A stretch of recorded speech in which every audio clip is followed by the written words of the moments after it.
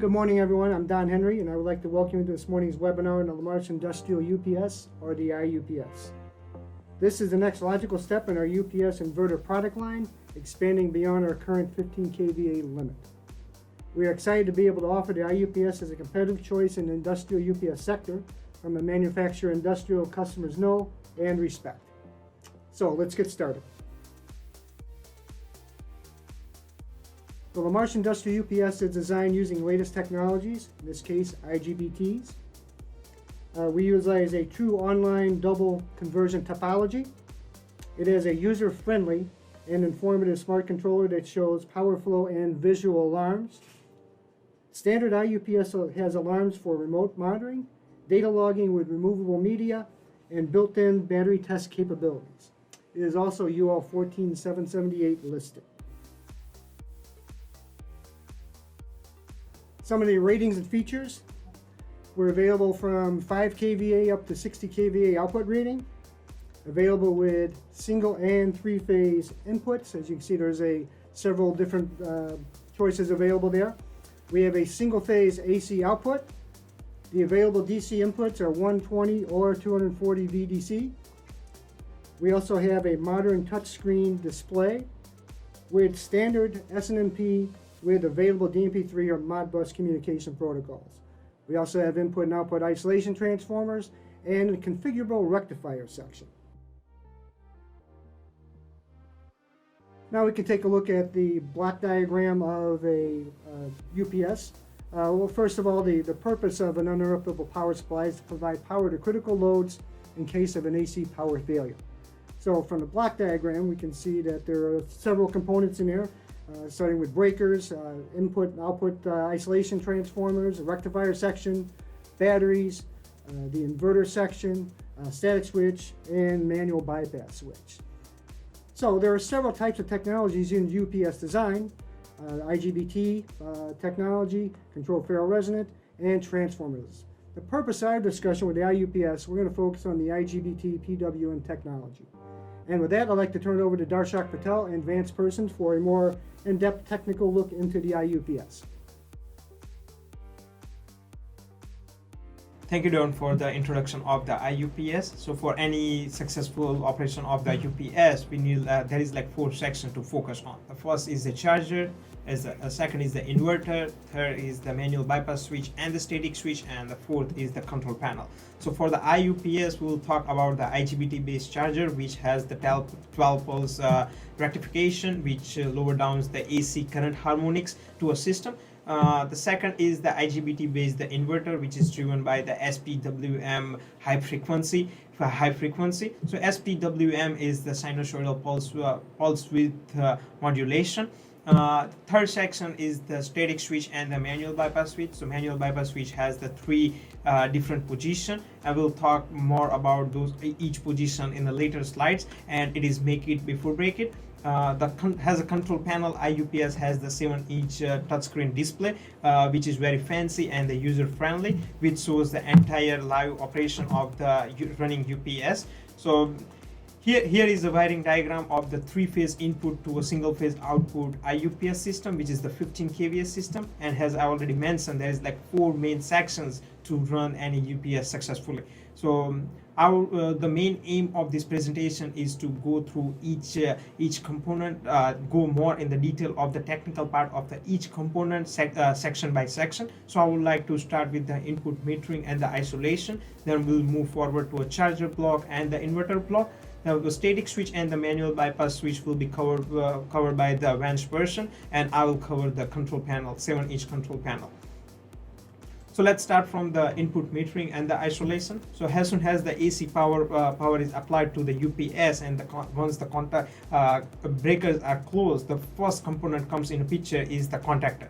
So the main function of the contactor is to open the circuit in the emergency situation. So the contactor will not be available in all the UPSs, but it only comes with the optional feature whenever the customer selects the emergency power off optional feature. The contactor comes with that optional feature only.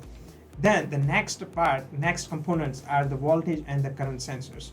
So there is 2 main functions of the voltage and the current sensors. So first is for the display monitoring. So as shown on the left side of the picture, it display all the three-phase voltage, current, and the frequency, as well as the active and the apparent power coming into IUPS. So the main function, the first function is for the monitoring, and the second function is for the protection. So whenever in the configuration window, either from the factory setting or from the customer setting, any parameters are set. For example, utility low voltage is only allowed up to -10%, and the actual utility voltage is whenever it's -12%. Then the microprocessor will not fire the SCRs, and it will not allows charger to ramp up. So those kind of protections is also comes from all the data is coming from the voltage and the current sensors. So next is the input isolation transformer. So this is the main component of this section. So the input isolation transformer has the two roles. The first is it provides the isolation between the AC and the DC bus. So the batteries are not grounded to the AC utility side, and it provides the safety protection. And the second function of the input isolation transformer is the secondary of the transformer is configured in the star and the delta configuration to generate the 30-degree shift between pulses. And we'll talk more about what's the reason to generate the 30-degree difference between pulses. We'll talk about that more in detail in the 12 pulse rectification section. Next is the power supply board. So power supply board provides the DC power to the main card, and it takes the input from the AC utility and the battery DC power. So both input circuits are separated from the diode. So either it shares the load or whenever one source fails, it takes the input from the another source. But in any situation, main card will get the power from the power supply board. Either it's from the AC utility or from the battery DC power. So up to this section, we see is the isolation and the metering or input metering of the IUPS. Now the next section is the charger block. So in the charger block, we're gonna focus on the rectification, filtering, and the battery connection. So let's start with the 12 pulse rectification. So 12 pulse rectification consists of two 6 pulse rectification. Either it can be in parallel or in a series to a secondary of the isolation transformer. So as shown in this picture, it's a it gives the real idea of how the 12 pulse rectification are done. So as the 3-phase input is applied to primary of the isolation transformer, on the secondary there is the star and the delta configuration connected with the 6 pulse rectification. So each section generates the 6 pulse rectification, and between those pulses there will be the 30-degree difference. Once these are in parallel or in series, it creates a 12 pulse rectification, which gives more smooth rectification. And whenever the IUPS comes with the 240 volt DC bus, both the star and delta connections are in a series, while whenever the IUPS is 120 volt DC bus, both are connected in a parallel. So whenever it's in a parallel, there will be the IPT, which will help to balance out both the circuits. So once the rectification is done, the power goes to a filter cap, which stores the energy, and it improves the dynamic response as well as the voltage regulation. But here we have to keep in mind the SCR rectification is uncontrolled. There is no any phase control done through a 12 pulse rectification. That's why we have the IGBTs, which is the PWM switching is used to control the charger output. So how these IGBTs are work is here the one IGBT is connected to a positive and another IGBT is in parallel with the negative side. So let's say whenever applied load on a charger is more, then the IGBT, the turn on time of the positive IGBT will be more than the negative IGBT. And whenever the applied load is less, then the turn on time of the negative IGBT will be more than the positive IGBT. But both IGBT can't be turned on at the same time, otherwise it creates the dead short between positive and negative DC voltage bus. So here is the example on the right hand side. It's a 25% duty cycle to 50 or the 75. So those it will depends on the feedback of the charger and depends on the applied load. So And the one more thing to notice is the PWM has always the turn on and the turn off time of the each pulse are the same. While we'll see how the SPWM are different than the PWM in the later section when we'll talk about in the inverter section. So here next is the buck choke. So as its name suggests, buck choke is configured as a buck and is lowered after the switching. It lower down the DC voltage to a required DC voltage, and once it's in a parallel with the capacitor, it acts as a filtering, and once the filtering is done, the next part is the battery connection. So for a battery connection, we have two components. First is the blocking diode and the second is the battery contactor. So blocking diode prevents the backfeed from the battery to a charger, and it allows the parallel operation of the external charger with the IUPS charger. And for the battery contactor, it has a main function is to provide the protection. So either it's a reverse polarity protection or the other protection. So whenever the batteries are connected in reverse, the contactor's coil will not energize and it will not close the contact, and that's how it provides the reverse polarity protection. But the other protections like the low DC voltage or the end of discharge, whenever the battery has the low DC voltage or the end of discharge, the contactor will not provide any contactor will not close, and it will provide the protection. So the next is the main card. So as it says, the main card. So main card has all the sections which controls the charger, inverter, and temperature controls like NTC and battery temperature compensation. Also, it provides the protection as well as the communication. So for the charger section, main card has the DSpeak microprocessor, which is a smart processor which generates the PWM for the charger as well as it generates the SPWM for the inverter control. And for temperature control, it has the NTC as well as the battery temperature compensation. And for the protection purposes, it provides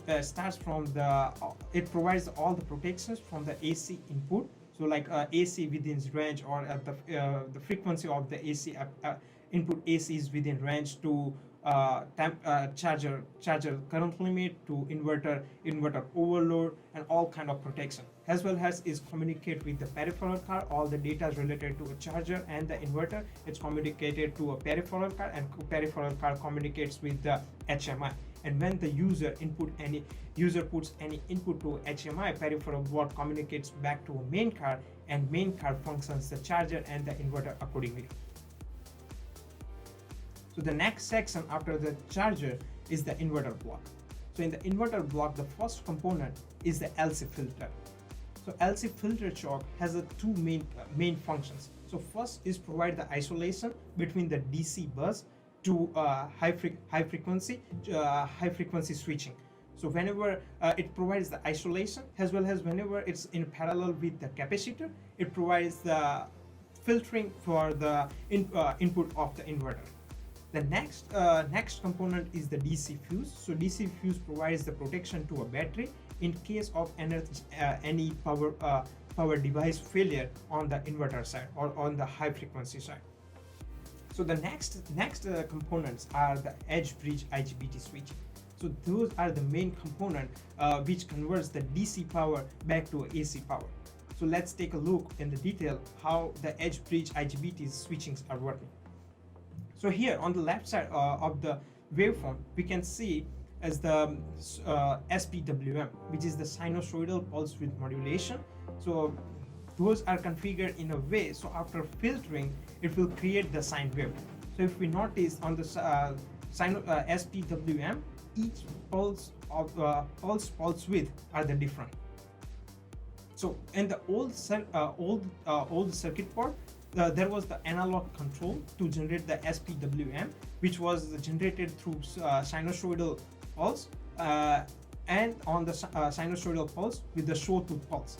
But in the IUPS, the SPWM are generated through a microprocessor, and everything is done through a coding, through a sine table. So there is no any analog part to generate the SPWM on the IUPS. So if we can take a look on the middle picture, the waveforms. So it shows how the edge bridge switching patterns happen to convert from AC to DC. So So if we see the D1 and D4 are the pulses to fires the IGBT, and those are the sinusoidal pulses. And once the D1 or D4 and D1 is there, it provides the positive to negative path. And whenever after 8 milliseconds it flips and the D2 and D3 start triggers the IGBTs, it provides the negative to positive path. So after 8 milliseconds, all time it will be from positive to negative, and then the negative to positive. So after doing the same pattern, if we see on the primary of the inverter transformer, it provides the pulsating DC voltage and the pulsating DC current. So here on the blue, we can see at the AC output voltage at the secondary side of the inverter, which is after the transformer. And at the end, we have one more capacitor which provides the clean AC output. So here in the graph, the number 5, which is the output capacitor after the transformer, which provides the clean AC sine wave. And after that, we have the inverter current monitoring and the voltage monitoring. So main purpose is to provide the protection against the overload, as well as the main reason to monitor the inverter current is to match the zero crossing of the reference source, which is the bypass source. So whenever the bypass source is available, inverter's output is always in a sync with the bypass source. So next section is the static switch and the manual bypass switch. So I would like to Vance to introduce this section. Thank you, Darshak. A very good job. Very good job. Okay, and the static switch, its main purpose is to transfer between the prime source, which is the inverter, and the alternate source, or the bypass, and to do that within 4 milliseconds or less. There's built-in protections in this circuit. There's a logically isolated system, and it's isolated in such a way that the logic doesn't connect and the power supplies don't connect. They're both standalone situations in this circuit. So the static switch has its own control card and it's got its own power supply, so that if there's a failure in the charger inverter, it does not reflect into the static switch. So the static switch can make that emergency transfer without being affected by the conditions that are true in the charger or the inverter. Now, the system is set up with 4 SCRs. So there's 4 SCRs, 2 SCRs for the bypass source and 2 for the inverter. Each SCR is going 2 different directions. One goes carries a positive current, one carries a negative current. And there's the control card I mentioned, and their proprietary current sensing circuit, which is in the middle, and the drive cards, which are not shown. The drive cards provide the energy for the gates. And then the power supply, I mentioned that. And that's a separate power supply from the other, but it powers up the static switch control card. The SCRs, to understand how this operation goes, I need to go briefly into SCR technology and what happens. SCR device can be turned on by gate. So if you apply a 2-volt signal to the gate, it triggers the device on, and it stays on until it's turned off. It cannot be turned off with the trigger, though. It's got to be turned off by zero current through the cathode to anode of the device. So that forms an issue, and we'll discuss as it goes forward. And then we have the power factor reality. Since the device can only be turned off by zero current crossings, 0 amps current crossing, it can be turned off at each, and then the other device can be turned on. But with a power factor, that forms a problem. Power factor of less than 1 means the current and voltage do not line up with each other. They may be leading, they may be lagging. If you remember Eli the Iceman, inductor, capacitor, that reflects that situation. Well, if that's true, then we have to know where the current stops in order to know what we do and the direction we go. We need to know the current direction. So that's caused by the power factor, and that's where that goes. So we have to look at the voltage for sensing to determine when we have to transfer, and the current for what we transfer to, which diode, positive and negative diode.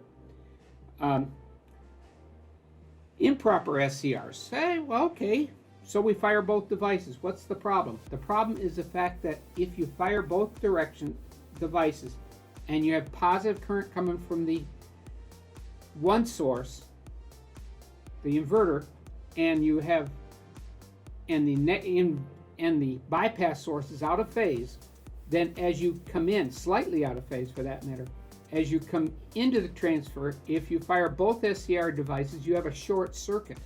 You have cross conduction between the sources, and that can be quite catastrophic. It can cause you to destroy the devices in the inverter, because obviously utility has almost infinite current, so it can't be disturbed, but the inverter output is not got major, and when it's trying to buck against that utility source, it suffers a harm. And when you're in phase, it's pretty good, but if you get out of phase, which happens upon a power failure, then that forms a disastrous situation. So it's important that we fire the correct SCR that we need. When we have positive going out of the source, we're just leaving, we have to fire only the positive SCR on the other side to match. The same thing's true of the negative side. If we have negative current going out the device off, say, the inverter output at the moment of transfer, then we have to fire just the negative SCR on the other side in order to properly conduct across. In fact, you say, well, how often are you going to be out of sync? You got a sync circuit that keeps it in. Not always. On power failure, a lot of things are happening. Quite often you may have a motor on your load, you may have other things going on, and things shift rather rapidly, and that causes this issue to come up. We have to take the worst case situation in the IUPS because we do not want destruction or damage to the unit. We have to be careful what we do. So we are very careful to follow that current in order to fire the correct device on transfer. Now, when we look at how we sense that current, that gets to be tricky, because if we don't sense it correctly, again, we have the problem of cross conduction.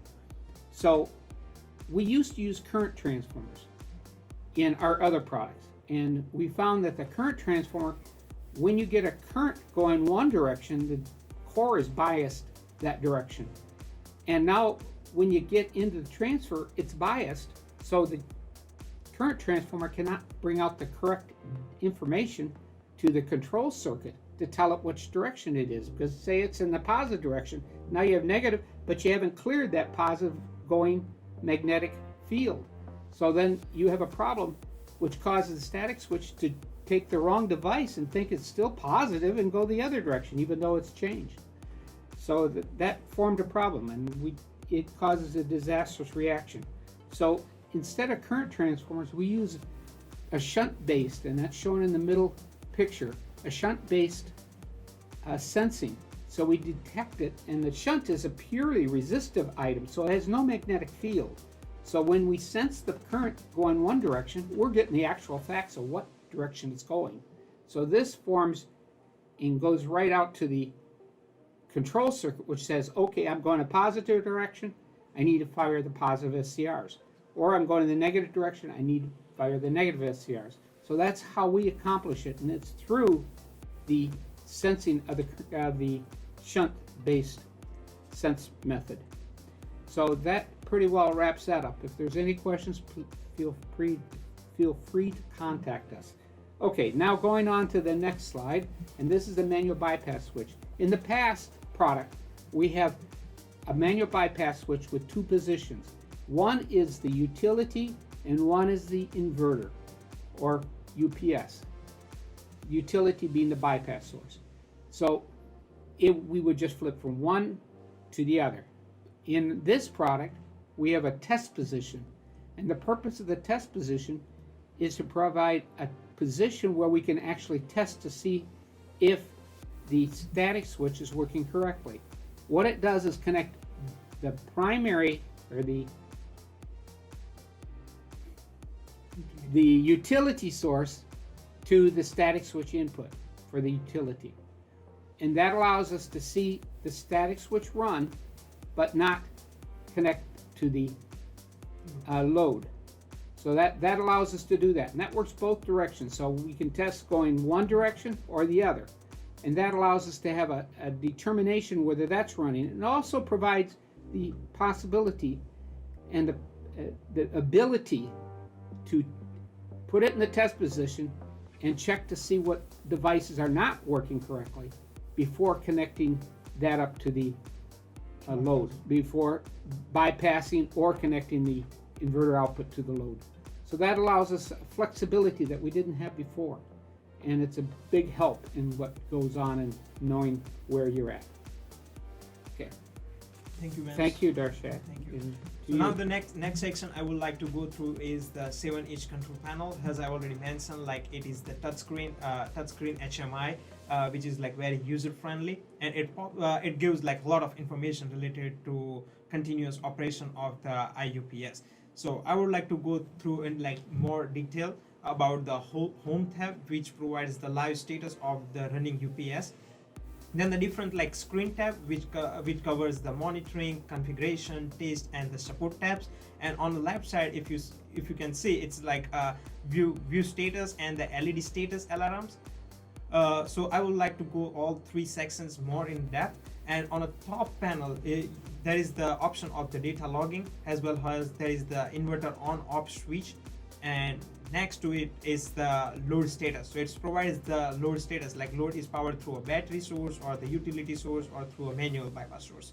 And next to that is the inverter and the bypass sync status, like both are in a sync or out of sync. So from there we can get the idea before, if we want to move from a utility to back to a bypass, we can check the status over there about the sync and in sync, and after that we can operate the manual bypass switch.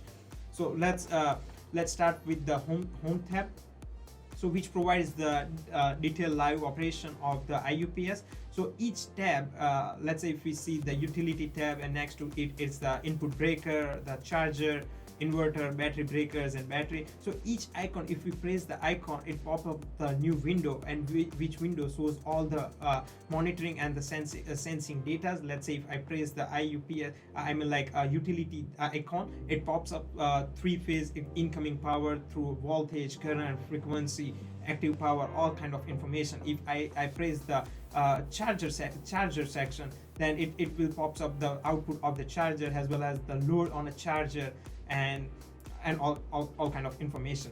So here there is like five methods of a power flow. It can be like five different patterns of the power flow. So whenever the load is depends on the it's based power up by the based on the utility section, the power flow will be according to image number 1. But whenever there is no load is connected and it's only the utility is only charging a battery, the power flow is according to picture number 2. And whenever the battery is supplying the output load, the power flow is according to image 3. And whenever the bypass source is supplying the load through a static switch card, then it's the power flow number 4. And whenever the load is depends on the bypass source through a manual bypass switch, then the load power flow will be according to number 5. So it provides like a live operation, like how the loads is operated, what kind of, and also those this icon has a different color configuration. So whenever the let's say charger running normally or the batteries is under the normal voltage, then the icon will be green. But whenever it's let's say for example battery is under the low DC voltage, then icon will become orange, which gives more detail about like about the alarm. So each icon has a different color coding, which gives us the idea of the different kind of alarm and the situation. So I would recommend to go through IUPS manual for the detail of each icon and the color coding, like what kind of alarm triggers what kind of color, and those information are like very descriptive in the IUPS manual. So next is the screen tab. So in the screen tab, we already discussed about the home tab, which is the entire live status of the IUPS. So next tab is the monitoring tab. So as you can see here, it's like a utility, battery, inverter, bypass, and the UPS output. So this tab provides all the information of the IUPS and the related to operation on the single window. So it starts from the utility to battery. So it provides all the information related to like all the sensings and the monitoring on the single window. Then the next tab is the configuration tab. So configuration tab is the password protector. So once the correct password is entered, it allows to go to a system settings as well as the alarm settings. So under the system setting, user can set up the different configuration according to their requirement. Let's say like inverter or battery, so number of cell of the battery and float voltage and equalized voltage kind of thing. And on the alarm setting, user can configure the different thresholds for related alarms. So it's all the information can be manually added based on the requirement. The next tab is the test tab. So over there we get the like 4 different kind of test scenario. So in the test relay tab, we can user can check the each relay to see the status of the relay periodically. Let's say once in a 6 month or once in a year. So test all relays provides the testing of the all relays at the same time. And the third testing is the transfer testing. So transfer testing provides us the ability to see the status of the SCR. How is the working, what's the function is, and those kind of testing can be done on the transfer test periodically. And the battery test provides the detailed information about the battery health and battery state of charge, as well as his aging, and all information can be found from the battery test. So next tab is the support. So in the support tab, it's easy to find out the emergency contact number of the Marche service center, which is 24/7, and the user manual. There is the it's loaded the updated loaded user manual. So whenever like if any information is needed, user can go to a user under the support tab under user manual, and they will find the more information related to IUPS. Then the last is the LED status and the alarm. So under the view alarm, the alarms are very descriptive, like AC output, AC input is the out of frequency, or AC input is out of the range, trend. While on the LED status is only change its color. So let's say whenever the battery is battery low voltage, battery LED will change from green to orange, or green to blinking green, or different situations. So for that we can go through a IUPS manual to get more ideas like what each color codes means what. Thank you. Thank you. Thank you, Darshak and Vance. So let's take a further look at the competitive features of the IUPS. So we have a configurable rectifier section. This allows larger rectifier capacities for longer backup times over the standard 30 or 60 minutes offered by the competitors. What we have is available to recharge battery size for 2, 8, or 12-hour backup, while providing the full input current to the inverter section and with an 8-hour recharge. Now, competitors offer external battery chargers that need to be installed and wired separately. We can do this all in our same UPS package. 12-pulse rectification. So our IUPS has standard 12-pulse rectification, limiting the THD to less than 5%. Competitors have 12 pulse as an option, but their THD levels are around 10%. Field assignable relays. Alarms are configurable to adapt them to particular installation requirements as dictated by individual sites.